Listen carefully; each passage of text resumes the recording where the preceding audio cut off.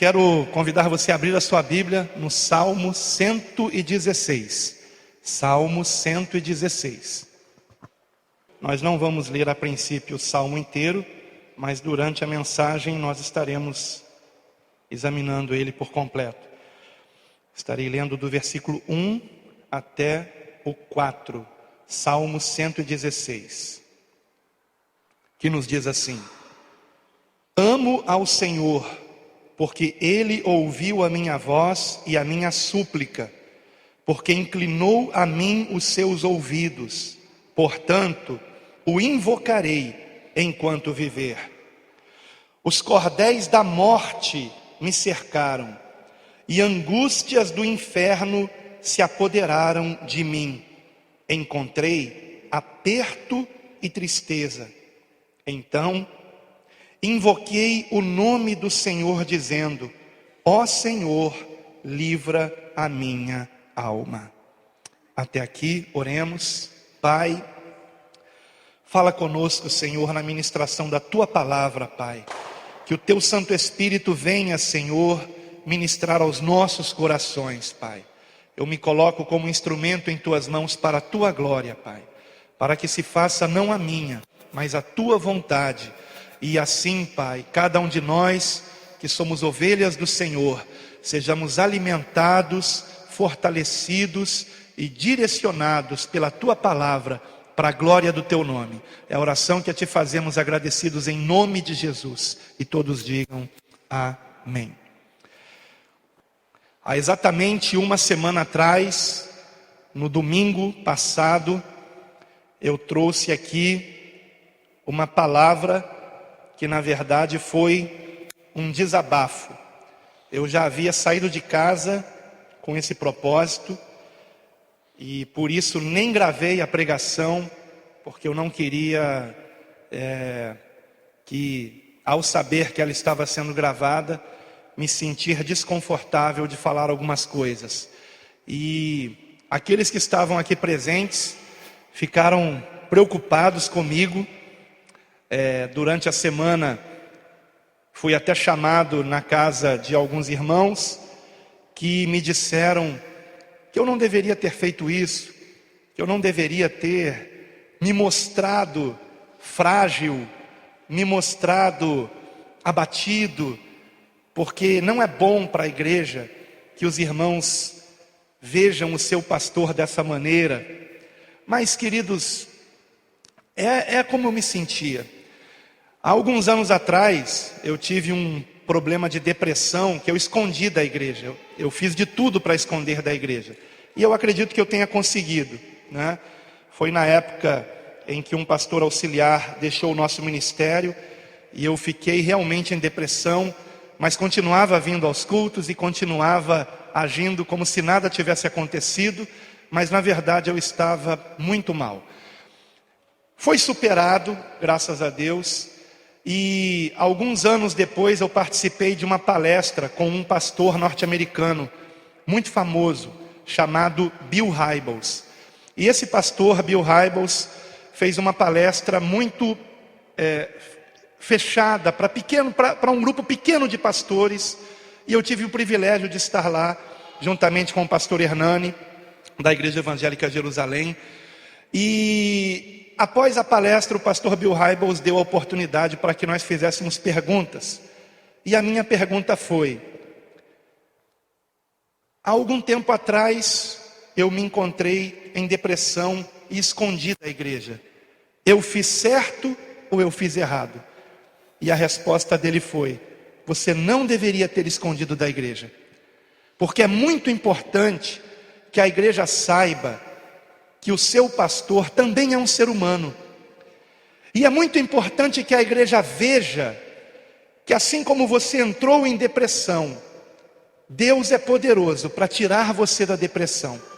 E assim, pessoas que passarem pelo mesmo problema saberão que elas não ficarão assim para sempre, mas que Deus irá levantá-las, restaurá-las, fortalecê-las, direcioná-las. E então eu guardei aquela palavra no meu coração. Alguns anos se passaram e de um mês para cá, eu entrei numa depressão. Entrei numa depressão porque fiquei frustrado, como eu disse na minha pregação de uma semana atrás. Fiquei frustrado porque nós estamos chegando a 15 anos de Igreja Bíblica Cristã. E há 15 anos atrás, irmãos, quando esta igreja foi organizada por mim e alguns irmãos que até hoje estão conosco, congregando, graças a Deus. Quando nós organizamos essa igreja, eu comecei essa igreja com sonhos grandes, de que nós teríamos muitas congregações, que essas congregações também se tornariam igrejas, que nós estaríamos espalhados por todo o Brasil, que nós estaríamos também indo além da fronteira desse país, teríamos igrejas em vários países do mundo, e que a igreja bíblica cristã seria uma igreja tão grande quanto as igrejas que nós vemos pela televisão, nos canais de televisão. E os anos foram se passando, e aqueles que estão comigo desde o início sabem que o que não faltou da minha parte foram as tentativas de que isso acontecesse. Consagrei pastores, alguns deles me deixaram, alguns deles me traíram, mas ninguém pode dizer que eu não tenha tentado. Ninguém pode dizer que nós não tentamos. Abri uma igreja em Lagoinha, que fechou.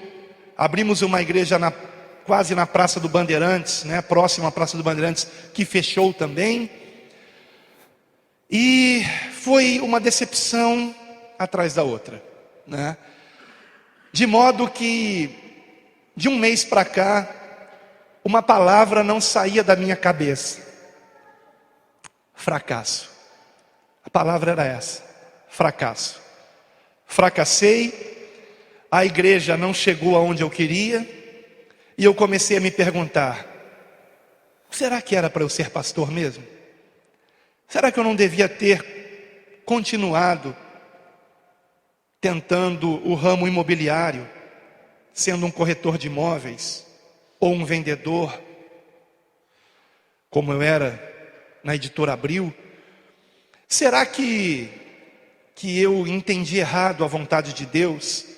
Porque a igreja, ela não cresceu, ela não se expandiu, ela não saiu dessa fronteira que nós estamos aqui.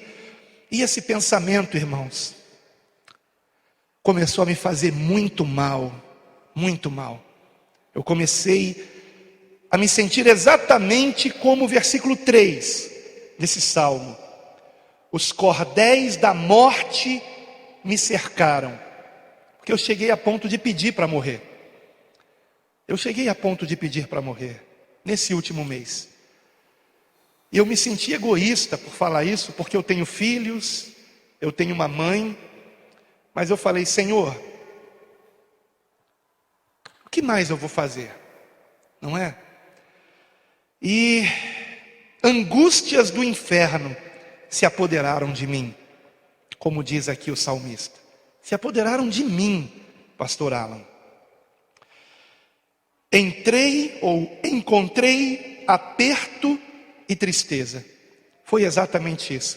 E foi exatamente nesse ponto, nesse momento, que a única palavra que eu poderia pregar aqui no domingo pela manhã da semana passada, na qual eu me encontrava no fundo desse poço escuro e solitário, foi a passagem que eu trouxe aqui, que não foi gravada, de Marcos capítulo 9, do versículo 14 ao 29.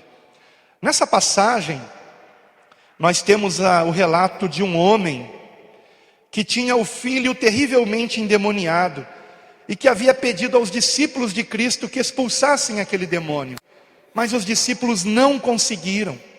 Quem estava aqui domingo passado ouviu essa pregação. E aquele homem então, quando viu Jesus que descia do monte, onde havia sido transfigurado em luz, quando Jesus desce do monte acompanhado de Pedro, Tiago e João, aquele homem corre a Jesus e conta a Jesus o que havia acontecido, que os discípulos não tinham conseguido expulsar o demônio daquela criança, do filho daquele homem. E aquele homem olha para Jesus e diz: se podes fazer alguma coisa, tem compaixão de nós. E Jesus diz aquela frase que todos nós conhecemos: tudo é possível ao que crê. Tudo é possível ao que crê. E aquele homem então diz: eu creio. Mas em seguida ele acrescenta: ajuda-me na minha incredulidade. Parece uma contradição. Se ele disse eu creio, como é que em seguida ele pode dizer ajuda-me na minha incredulidade? Não há contradição aqui. Ele acreditava que tudo é possível ao que crê. Quem acredita nisso aqui, diga amém. Amém? Nós acreditamos, você acredita nisso? Que tudo é possível ao que crê? Eu também acredito. Nunca deixei de acreditar, nunca deixei de crer em Deus. No entanto, há uma semana atrás, eu me senti exatamente como aquele homem: ajuda-me na minha incredulidade. Eu acredito que tudo é possível ao que crê, só não acredito que seja possível na minha vida. Você entende? Você entende? Eu acredito que tudo é possível ao que crê, só não acredito que seja possível na minha vida. Eu me sentia como aquele homem se sentia assim: olha, eu acredito que tudo é possível ao que crê, mas eu acabei de ver 9 dos teus discípulos tentarem expulsar o demônio do meu filho e não conseguiram. Perdi a minha fé de que isso seja possível. Então eu acredito que tudo é possível ao que crê, porém já não acredito mais que seja possível na minha vida que o meu filho seja liberto. E era assim que eu me sentia. Senhor, 15 anos se passaram. Eu acredito que tudo é possível ao que crê. Eu nunca perdi a minha fé em Deus. Eu creio em Deus, nunca deixei de crer em Deus. Ao contrário do que alguém disse quando saiu daqui do culto domingo de manhã e comentou: é tão triste ver o nosso pastor perdendo a fé. Não, eu não perdi a fé. Eu só não acredito mais que seja possível na minha vida. Ou pelo menos não acreditava. É diferente, você entende? É diferente. Então não é questão de não crer em Deus. Eu creio em Deus, como aquele homem cria em Deus. Mas chega um momento da nossa vida em que a gente há tanto tempo espera uma coisa acontecer e essa coisa não acontece, que a gente já não acredita mais que ela vai acontecer. E era assim que eu me sentia.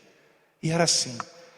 E a conclusão da pregação foi que quando nós perdemos a fé no impossível de Deus na nossa vida, escute, é muito importante você entender isso.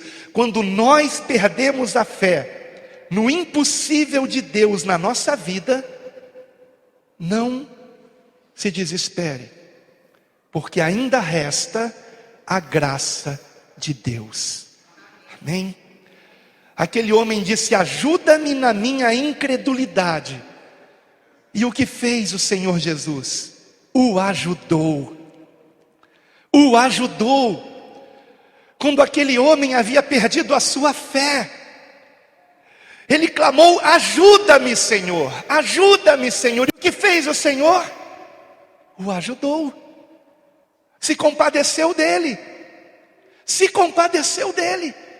E o que foi que eu fiz aqui no domingo de manhã perante a congregação, perante os meus irmãos, perante alguns que olhavam para mim como se eu fosse um super-homem e descobriram que eu não sou, que eu sou um homem frágil como qualquer um outro sobre a face da terra, frágil como qualquer outro.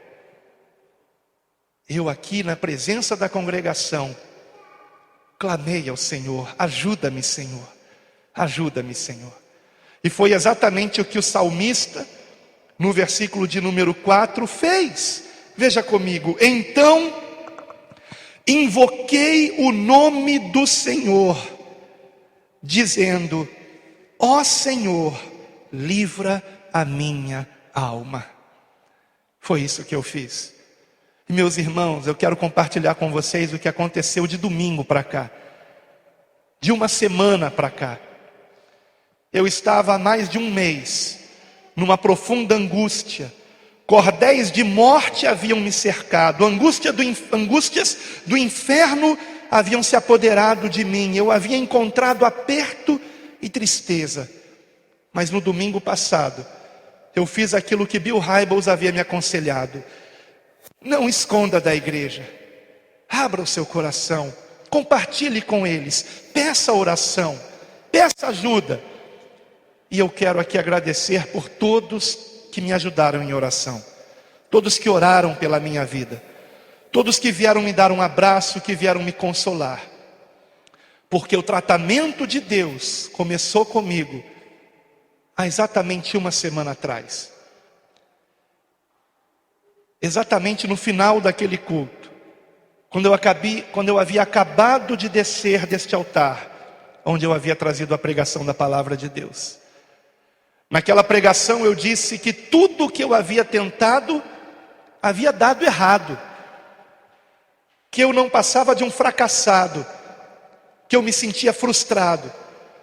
E quando terminou aquela mensagem, eu desci desse altar, e aí veio se aproximando um irmão, me abraçou, me consolou: pastor, conta comigo, amém, amém, amém.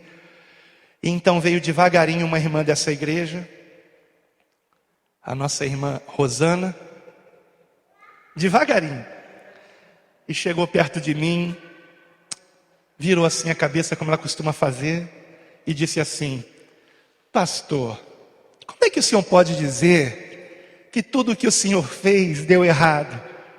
E eu, pastor, o senhor não desistiu de mim.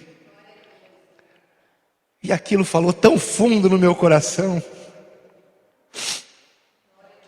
E Deus começou a me mostrar, irmãos, Deus começou a me mostrar,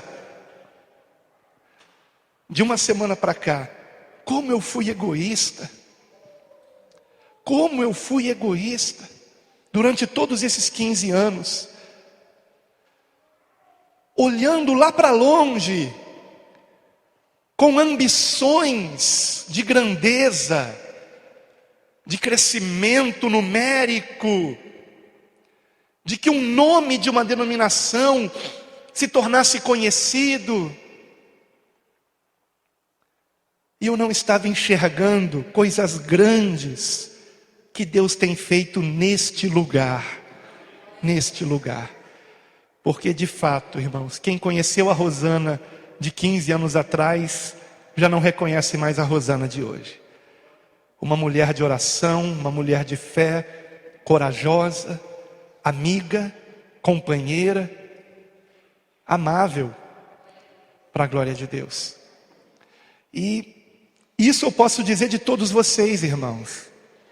Todos vocês, como vocês mudaram, como vocês foram transformados por Deus. Eu não estava enxergando isso. Eu não estava me alegrando com o que Deus tem feito nesse pequeno arraial. E eu estava descontente por aquilo que eu pensava que fosse a vontade de Deus a nível mundial para a nossa igreja. Só que Deus fez mais. Ao longo da semana, foi algo incrível, irmãos. Eu posso compartilhar com vocês aqui, mostrar até no telão. Eu comecei a receber mensagens de pessoas que não sabiam de nada que estava acontecendo aqui, que nunca me conheceram pessoalmente, mas que conheceram nossa igreja pela internet, dizendo que através de um artigo foi edificado, de uma pregação foi edificado. Pessoas que escreveram para mim, para me pedir conselhos, e eu dei o conselho e depois escreveram para agradecer pelo conselho. Uma pessoa de Brasília que disse: pastor, já que não tem hotel em São Gonçalo, será que eu posso ficar com a minha família hospedado na sua igreja, só para que a gente possa conhecer vocês pessoalmente e ouvir esse verdadeiro evangelho que vocês pregam? Que eu não estou encontrando aqui em Brasília uma igreja que pregue essa verdade. E essas coisas começaram a falar no meu coração. Meu Deus, uma pessoa do Ceará, uma senhora do Ceará, que escreveu perguntando: tem uma igreja bíblica cristã aqui? E pela primeira vez, a minha resposta foi humilde. E eu disse: a nossa igreja é pequena, a nossa igreja não tem em nenhum outro lugar do Brasil e do mundo, mas Deus vai te dar uma direção de encontrar uma igreja aí mesmo no Ceará. Eu tenho certeza que Deus vai te mostrar. Mas se a irmã quiser, continue ouvindo nossas pregações pelo site da igreja, sabe? Porque das outras vezes, ao longo desses 15 anos, muitas pessoas de vários lugares do Brasil perguntavam: tem igreja bíblica cristã aqui? E eu respondia: em breve vai ter, em breve vai ter, em breve vai ter. Isso nunca acontecia. E eu fui ficando frustrado, a ponto de, a coisa de 2 semanas atrás, a minha oração a Deus era uma só: Senhor, eu não quero mais pastorear. Eu errei, me perdoe, eu falhei na missão que o Senhor me deu. E como eu estava equivocado com essa oração, irmãos. Eu não estava enxergando a maravilha de Deus que está acontecendo diante dos meus olhos. Eu não estava enxergando isso, irmãos. Então, a primeira coisa que eu faço aqui é pedir perdão a vocês pelo meu egoísmo, por toda vez que eu fui insensível com vocês e que eu acalentei no meu coração, e foram 15 anos fazendo isso, um desejo secreto de que essa igreja fosse famosa, fosse tão conhecida quanto as igrejas que estão na mídia, na TV. Só que o plano de Deus não é o nosso plano muitas vezes. E o que eu pude aqui nesse salmo ver que foi realmente algo que aconteceu comigo, foi a sua continuação. Nós lemos até o versículo 4 e eu gostaria de seguir aqui com essa leitura, do versículo 5 ao 11 primeiramente, veja comigo, porque eu descobri tudo isso a partir do versículo 5. No versículo 4, o salmista invoca o Senhor como eu invoquei: ó Senhor, livra a minha alma. E a partir do versículo 5, aconteceu comigo, irmãos. Piedoso é o Senhor e justo, o nosso Deus tem misericórdia. O Senhor guarda aos simples. Fui abatido, mas Ele me livrou. Volta, minha alma, para o teu repouso, pois o Senhor te fez bem. Porque tu livraste a minha alma da morte, os meus olhos das lágrimas e os meus pés da queda. Andarei perante a face do Senhor na terra dos viventes. Criei, por isso falei. Estive muito aflito. Dizia na minha pressa: todos os homens são mentirosos. Tudo isso aqui, irmãos, do versículo 5 ao 11 que o salmista escreveu, descreve exatamente o que aconteceu comigo de uma semana para cá. O Senhor começou a consolar o meu coração, a abrir os meus olhos, a me mostrar grandes coisas que Ele tem feito e que eu não havia percebido. Porque, irmãos, ainda que nesses últimos 15 anos, apenas a nossa irmã Rosana tivesse sido edificada pelo Senhor, como foi, ainda que somente ela tivesse passado por esse processo do Espírito Santo, teria valido a pena, irmãos. Porque para Deus uma alma vale mais que todo o universo, irmãos. E eu glorifico a Deus por isso, e glorifico ainda mais porque não foi só ela, foram vários irmãos, até mesmo aqueles que não continuam conosco, que saíram daqui, guardam boas lembranças, falam de nós com carinho, até mesmo aqueles que na saída não saíram da maneira como deveriam, mas depois houve uma reconciliação, um perdão, e nenhum deles fala de nós com rancor, mas aqueles que talvez ainda guardem algum ressentimento, já não guardam mais como antes, porque se lembram de tantas coisas boas que viveram conosco aqui e do quanto aprenderam conosco aqui. Então, eu comecei a ser consolado pelo Senhor e descobrir o que o versículo 5 diz: piedoso é o Senhor e justo, o nosso Deus tem misericórdia. E eu aprendi a grande lição do versículo 6: o Senhor guarda aos simples. Eu estava sendo soberbo, eu estava sendo ambicioso, e no domingo passado, irmãos, eu abri mão de tudo isso. Eu fiz uma renúncia nesse altar. Não tenho mais essas ambições, não estarei mais com isso no meu coração. Fui provado por Deus nessa semana, quando a irmã lá do Ceará me escreveu: tem uma igreja bíblica cristã aqui? E pela primeira vez eu não disse em breve terá. Pela primeira vez eu fui humilde e disse: não tem. Procure uma outra igreja aí perto da sua casa, que com certeza você vai achar. Deus vai te mostrar uma igreja fiel à sua palavra aí perto da sua casa.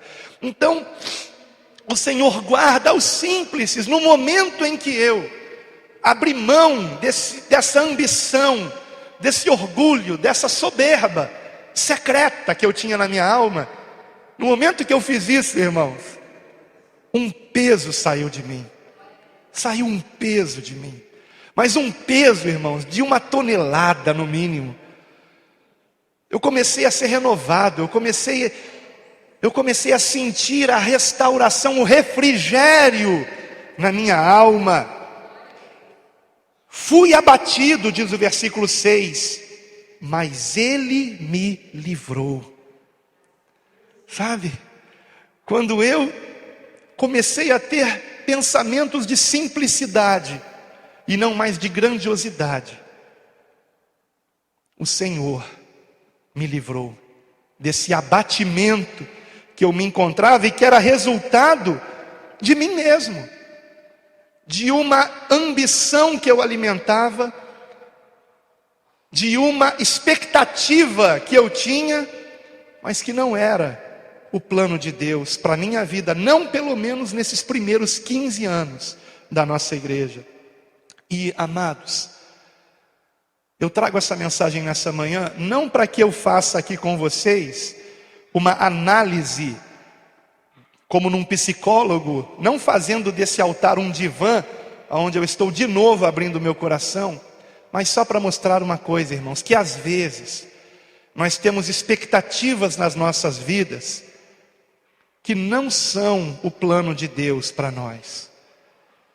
Será que você também não tem se sentido frustrado, fracassado, por criar na sua vida uma expectativa de algo grandioso, mas que não vai acontecer, ou que talvez ainda não seja o momento de acontecer? E quando nós criamos essas expectativas, talvez motivadas por uma mídia que nos incentiva ao egoísmo, ao materialismo, quando nós criamos essas expectativas, o que isso acontece, o que isso resulta, é na frustração, é em ficarmos frustrados e nos sentindo fracassados. E é por isso que eu trago essa mensagem aqui, para que você abra mão dessas expectativas, como eu abri mão das minhas expectativas, para que nós realmente venhamos viver o que Jesus ensinou: não andeis ansiosos quanto à vossa vida. Viva um dia de cada vez, basta a cada dia o seu mal. Não vamos viver o amanhã, não vamos também ficar chorando pelo ontem, pelo que não deu certo. Vamos viver o agora, vamos nos alegrar pelas coisas que aos olhos do homem parecem pequenas, mas que na realidade, nessa humilde obra, é que está a grandeza de Deus. É naquilo que Deus tem feito na tua família, aquilo que Deus tem feito no seu coração, aquilo que Deus tem feito no seu ambiente de trabalho, através do seu bom testemunho. É a honestidade na qual você agora vive, a sinceridade que você agora tem, o caráter transformado no seu coração. São nessas aparentes pequenas coisas que se encontra o grande milagre de Deus. Deus tem feito um grande milagre em nossas vidas, irmãos. Deus tem feito um grande milagre em nossas vidas, irmãos. Na vida de cada um de nós. E será que nós estamos enxergando isso? Será que nós estamos nos alegrando com isso? Ou será que ao longo dos anos nós estamos ficando cada vez mais tristes e abatidos, porque não estamos vendo expectativas que nós mesmos criamos se concretizando, se realizando? Vamos abrir mão dessas expectativas. Vamos simplesmente orar: Senhor, seja feita a tua vontade.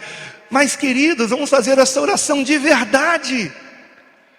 Porque, amados, sabe o que Deus falou ao meu coração durante essa semana, nas minhas orações? Porque orar não é só falar com Deus.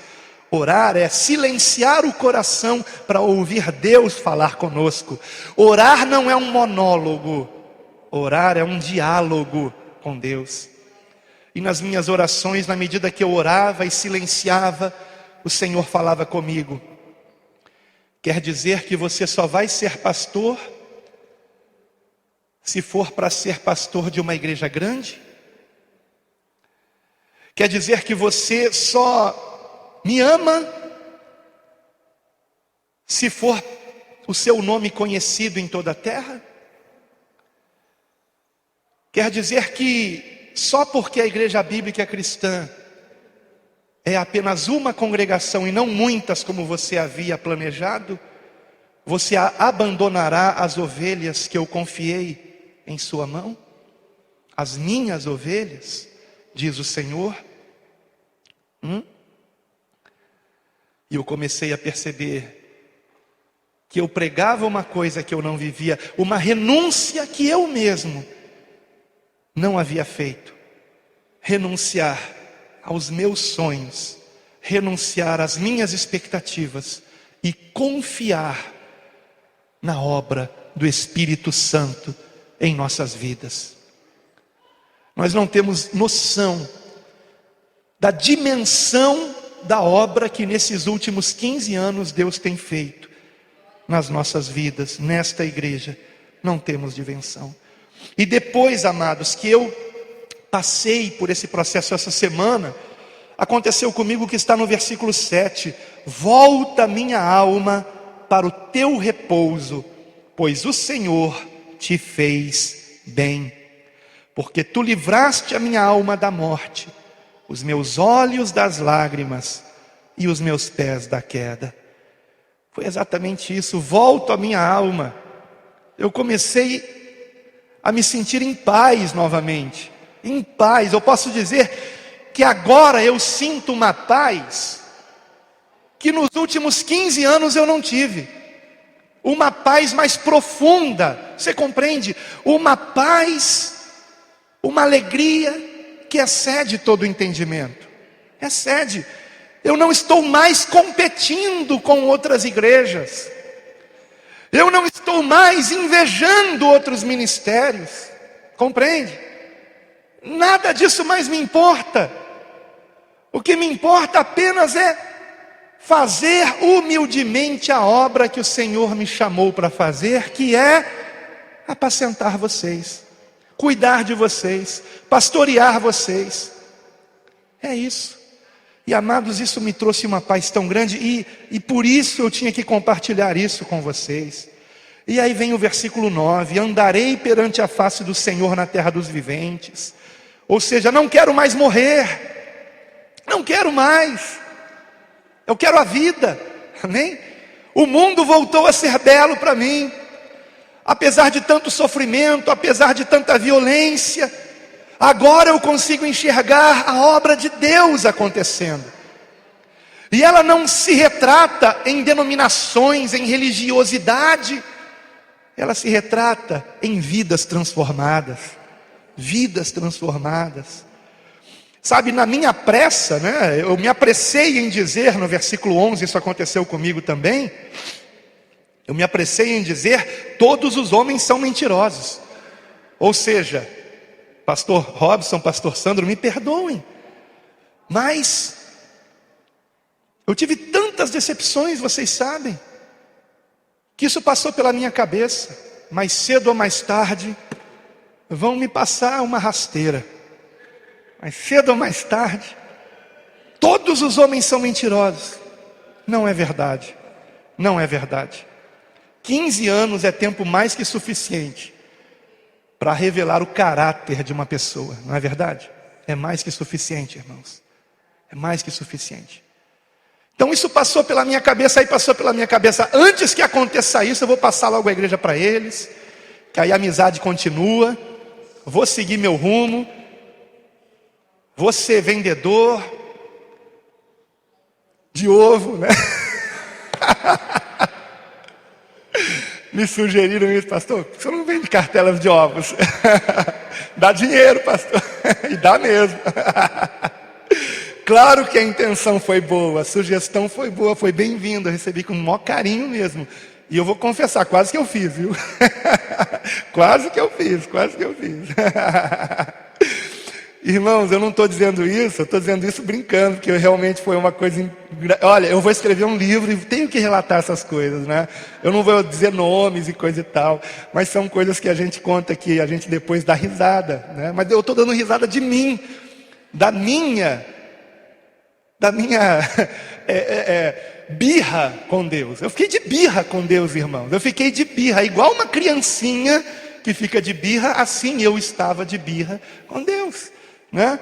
Então, o Senhor começou a tratar a minha alma e me mostrar que não, que história é essa de que todos os homens são mentirosos? Você se apressou em dizer isso, é como diz o versículo 11. E aí, amados, agora eu quero ler para vocês do 12 em diante. Do 12 em diante, veja comigo. Que darei eu ao Senhor por todos os benefícios que me tem feito? Tomarei o cálice da salvação e invocarei o nome do Senhor. Pagarei os meus votos ao Senhor, agora na presença de todo o seu povo. Preciosa é à vista do Senhor a morte dos seus santos. Ó Senhor, deveras sou teu servo, filho da tua serva. Soltaste as minhas ataduras, oferecer-te-ei sacrifícios de louvor e invocarei o nome do Senhor. Pagarei os meus votos ao Senhor na presença de todo o seu povo, nos átrios da casa do Senhor. No meio de ti, ó Jerusalém, louvai ao Senhor. Aleluia. Eu acredito que não exista um texto na Bíblia que retrate melhor tudo o que eu estou vivendo hoje, irmãos. Porque é exatamente isso. Passada toda essa angústia, vindo esse bálsamo dos céus ao meu coração, tudo o que eu quero agora é pagar os meus votos ao Senhor. É cumprir o meu chamado para a glória de Deus. É voltar ao início de tudo e recomeçar, mas da maneira correta, por um caminho não mais de ambições e de soberba, que eu guardava secretamente no meu coração, mas por um caminho de humildade, de gratidão, de fé para a glória de Deus. A Ele toda a honra, toda a glória para sempre.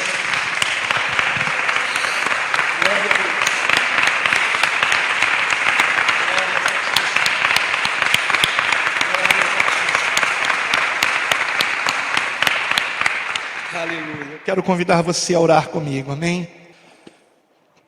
Aleluia. Pratique essa palavra na sua vida. Como Deus é maravilhoso, irmãos. Como Deus é maravilhoso. Os planos de Deus são perfeitos. Eu precisava ter passado por tudo isso. Pai, quando anos atrás, ó Deus, eu fui na Barra da Tijuca com o pastor Hernani, participar daquela palestra com o pastor Bill Hybels, eu não tinha ideia, Senhor, de o quanto aquele conselho que eu ouvi do pastor Bill Hybels faria bem à minha alma, e um dia teria que ser usado na minha vida. Obrigado, Senhor, pela vida daquele pastor.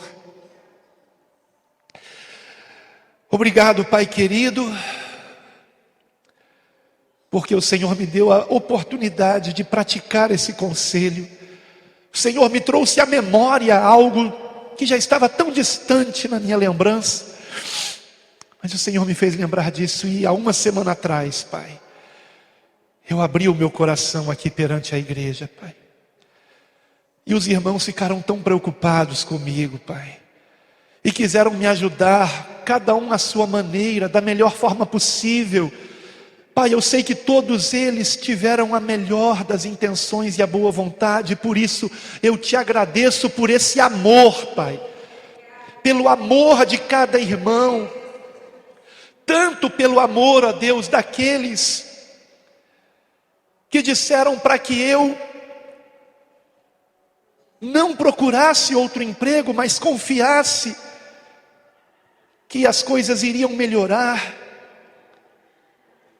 Mas também eu te agradeço por aqueles que me vieram trazer uma oportunidade de trabalho, Pai, mostrando-se assim preocupados, Pai, com a minha família, Senhor.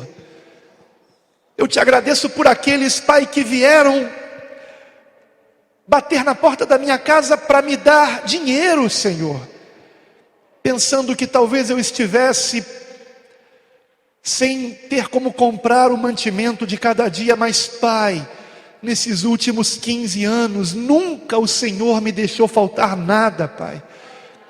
Nada. É bem verdade que houve momentos em que só tínhamos ovo para comer, em que tínhamos o pão, mas não tínhamos nada para colocar dentro. Mas não nos faltou o alimento de cada dia, Pai. E eu te agradeço por isso, Pai. Eu te agradeço, Senhor. E por isso eu não precisei, Senhor, aceitar aquelas ofertas para mim. E eu disse, não, dê isso na igreja, a igreja que está precisando. Pai, eu te agradeço, ó Deus, por cada um desses irmãos, Pai, pelo amor dessa igreja para comigo, porque no momento mais difícil da minha vida, eles não me abandonaram, Pai. E o Senhor, ao longo dessa semana, me fez lembrar do apóstolo Paulo, ó Deus, que passou uma aflição maior do que a que eu passei, muito maior, incomparavelmente maior, Pai.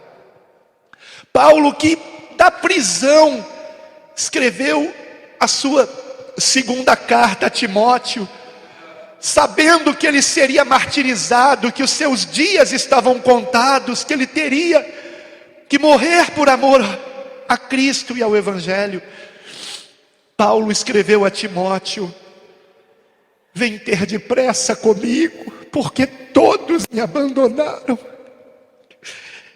Eu não sou melhor do que Paulo, Senhor. Eu não sou melhor do que Paulo, Senhor. Se ele assim terminou os seus dias, quem sou eu para reclamar de alguma coisa, Pai? O Senhor tem me dado muito mais do que mereço, Pai. Eu não mereço coisa alguma, Senhor. Por isso, ó Deus, eu só tenho a te agradecer, a te louvar, Pai. Tudo que eu quero é tomar o cálice da salvação, Pai. Tudo que eu quero, Pai, é invocar o Teu nome, pagar os meus votos na presença do Teu povo, Pai. Eu fiz um voto, Pai, para contigo, de me dedicar à Tua obra integralmente, completamente, Pai. E eu peço-te perdão, Pai, por eu ter quase quebrado esse voto, Senhor. E eu te agradeço porque Tu me perdoaste, Pai. porque o Senhor tem me restaurado. Pai, a oração que eu faço pela tua igreja, Pai, é que o Senhor também venha restaurá-la, Senhor. Que o Senhor venha curá-la, Pai. Que o Senhor venha tratar com ela, Senhor. Que o Senhor venha, Pai querido, também tirar, Pai, de cada coração ambições que não são santas, Pai. Que o Senhor venha tirar do coração, Pai, frustrações que são angústias do inferno, Senhor. Ó Deus, que venhamos nos acomodar às coisas humildes, como a tua palavra nos ensina, Pai. Que não venhamos desejar coisas grandiosas que alimentam a nossa soberba. Que estejamos vivendo um dia de cada vez e não ansiosos pelo amanhã. Que o teu Santo Espírito traga paz ao teu povo, Pai, para cada um de nós, como o Senhor tem trazido para mim, paz e alegria, Pai. E que isso nos leve a viver o teu amor, Pai, cheios de esperança, abundantes em fé, para a glória do teu nome. Pai, que no final dos nossos dias sobre essa terra possamos dizer como Paulo: combati o bom combate, completei a carreira. E por quê? Porque guardei a fé. Para a tua glória, Pai, que assim seja conosco, no nome santo de Cristo Jesus.